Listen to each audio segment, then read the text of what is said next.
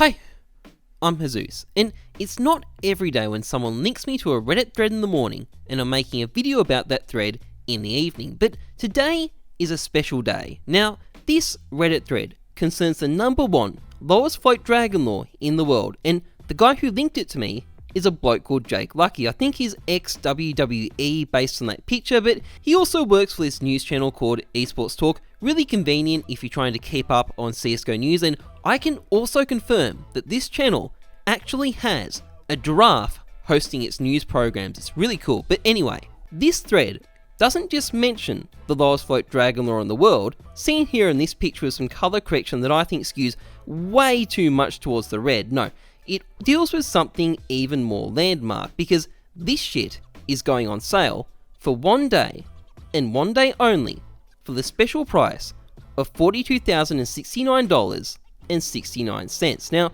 there were some naysayers, there always are, like this bloke who said, if this gets sold for 42k, I will literally drink water, or this dude who boldly claimed, I will literally eat my own food if this happens, or this massive coward down here who said, I will probably keep consuming foods if this seriously happening. I mean, come on, what is this probably word? Such a pussy. But as it happens, it was all for nothing. These blokes were spared the indignity of having to live up to their own words because the skin did not sell. I mean, I don't really get what could have gone wrong here. It's just your standard case of a guy called OG Swagster at 69 trying to sell off a skin with a 1337 420 69 float for the price of 420 69 69 on the date 420. What are you cunts chuckling about over there for? Am I making a joke or something? Is there some shit going down that I don't know about? You know what? Never mind.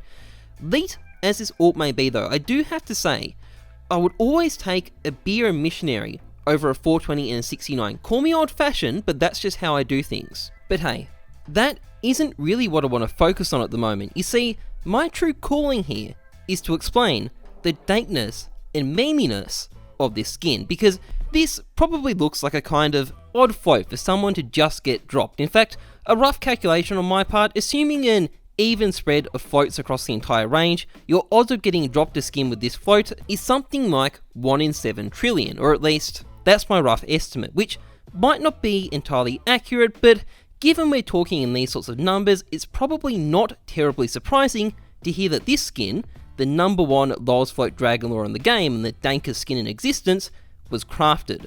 In fact, there's even a thread about what happened that we can check as well. So OG Swagster is back at it again, and he says, "Sup guys, after over a year of scheming, a ton of painstaking trial and error math, and a ton of help from a huge list of friends, I finally finished my ultimate meme project in CSGO, followed by a bunch of credits to the various people who helped him through the arduous process of getting the skins and figuring out the math, and then as a bonus he also thanks everyone including the family dog, so it may as well be an acceptance speech. But what he says here about it being really difficult is absolutely true. Now, getting the inputs themselves for the trade up, which ultimately would have been a bunch of low float M4 A1S Knights, isn't the hard part. Any moron with a bunch of money and time can do that. But getting the exact float combination to be 1337 420 69, well, that is not quite so easy, and it's kind of what I want to focus on, because the principle behind how you do it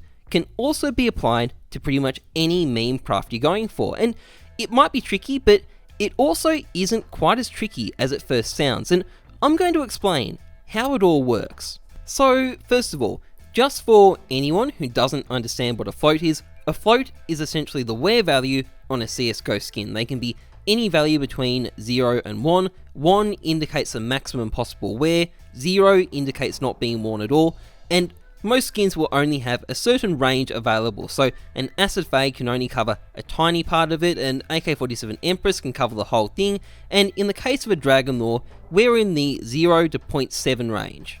Now, the key to getting our dank Dragon Lore is putting a bunch of skins into a trade-up contract with the perfect combination of floats to spit out a skin with this meme float. But how on earth would you manage this? How on earth do you find 10 skins with the perfect combination of floats all the way down to the 13th decimal place like OG Swagster did?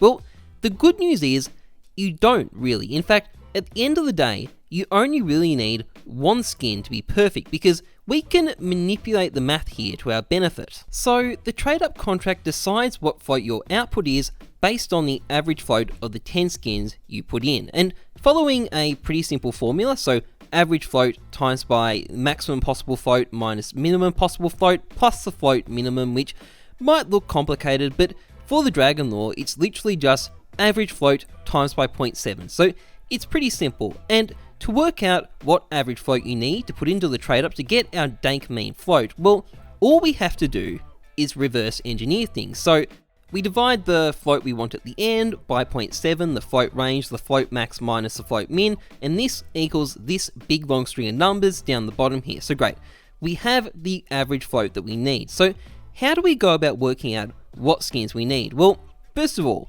what we want to do is change this from the average float we need to the total float we need, the total float of all 10 skins in the contract added up together. So I'll explain why in a second, but we'll just do the maths first, and all we do is we multiply by 10 because there's 10 inputs into a trade-up contract, and all of a sudden there's one less decimal place. How cool. But anyway, this is now the total float that we need, and believe it or not, the first 9 skins are actually kind of simple from this point because all we have to do is subtract their floats from this total, and then we'll be left with the exact float of the skin we need to finish up the trade-up contract.